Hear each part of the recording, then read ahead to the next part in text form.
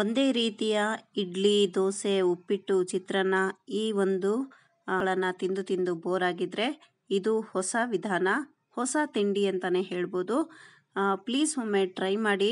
ತುಂಬಾನೇ ಚೆನ್ನಾಗಿರುತ್ತೆ, ಟೇಸ್ಟಿಯಾಗಿರುತ್ತೆ, ಕ್ವಿಕ್ ಆಗೂ ಆಗುತ್ತೆ.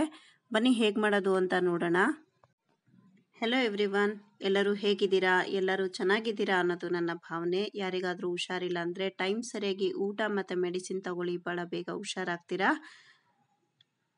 ತುಂಬಾನೇ ಒಳ್ಳೆ ಒಂದು ಬ್ರೇಕ್ಫಾಸ್ಟು. ಪ್ಲೀಸ್ ಎಲ್ಲರೂ ಮನೇಲಿ ಒಮ್ಮೆ ಟ್ರೈ ಮಾಡಿ. ಹೇಗೆ ಬಂತು ಅಂತ ನನಗೆ ಕಾಮೆಂಟ್ ಬಾಕ್ಸಲ್ಲಿ ತಿಳಿಸಿ. ಮೊದಲಿಗೆ ನಾವು ಚಿರೋಟಿ ರವೆಯನ್ನು ತಗೊಳ್ಬೇಕು.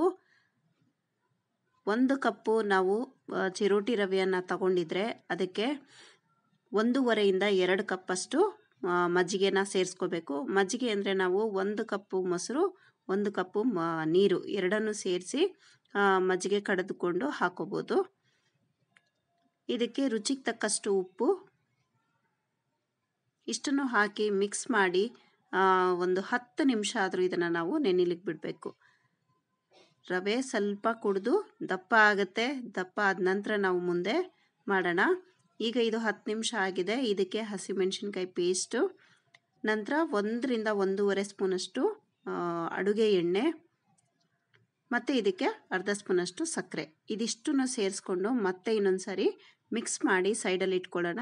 ಈಗ ಎಣ್ಣೆ ಸವರಿದ ಒಂದು ಇಡ್ಲಿ ಪ್ಲೇಟಿಗೆ ಕೂಡ ಹಾಕೋಬೋದು, ಇಲ್ಲ ತಟ್ಟೆ ಇಡ್ಲಿ ಪ್ಲೇಟಿಗೆ ಕೂಡ ಹಾಕೋಬೋದು.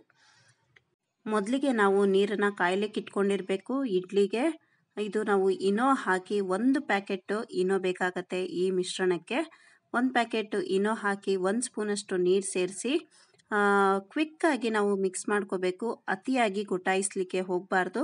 ಗೊಟಾಯಿಸಿದ್ರೆ ಅದರ ಒಂದು ಇನೋ ಒಂದು ವರ್ಕಿಂಗು ಸ್ಟಾಪ್ ಆಗಿಬಿಡುತ್ತೆ, ಮತ್ತು ಅದು ನಮಗೆ ಫ್ಲಫಿ ಆಗಿ ಬರೋಲ್ಲ.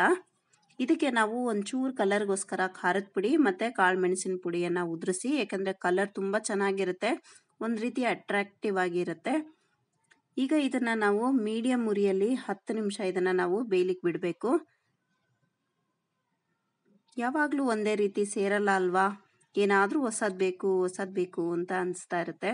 ಅದಕ್ಕೆ ಈ ರೀತಿ ನಾವು ಹೊಸದಾಗಿ ಏನಾದರೂ ಮಧ್ಯದಲ್ಲಿ ಮಾಡಿಕೊಂಡಾಗ ಮನೆ ಮಂದಿಗೂ ಖುಷಿಯಾಗುತ್ತೆ. ಹಸಿಮೆಣಸಿನ್ಕಾಯಿ ಉದ್ದುದ್ದಕ್ಕೆ ಕಟ್ ಮಾಡಿಕೊಂಡು ಹಾಕ್ಕೊಳ್ಬೇಕು. ಅದನ್ನು ಹಾಕುವಾಗ ಸ್ವಲ್ಪ ಮುಚ್ಚಳ ಮುಚ್ಚಿದ್ರೆ ನಮಗೆ ಎಣ್ಣೆ ಹೊರಗಡೆ ಸಿಡಿಯಲ್ಲ. ಅದಾದ ನಂತರ ನಾವು ಒಂದು ಅರ್ಧ ಸ್ಪೂನು ಸಾಸಿವೆ, 1 ರಿಂದ 2 ಸ್ಪೂನು ಬಿಳಿ ಎಳ್ಳು ಮತ್ತು ಕರಿಬೇವು ಇಷ್ಟನ್ನ ಸೇರಿಸ್ಕೊಂಡ್ರೆ, ಹಿಂಗಿದ್ರೆ ಹಿಂಗು ಕೂಡ ಹಾಕೋಬೋದು. ನಾನಿಲ್ಲಿ ಹಿಂಗು ಸೇರಿಸಿಲ್ಲ. ಈ ಕಡೆ ಇದು ಸ್ವಲ್ಪ ತಣ್ಣಗಾಗಿದೆ. ಇದು ಇನ್ನೂ ಚೆನ್ನಾಗಿ ತಣ್ಣಗಾದರೆ ಇನ್ನೂ ಚೆನ್ನಾಗಿ ಬರುತ್ತೆ.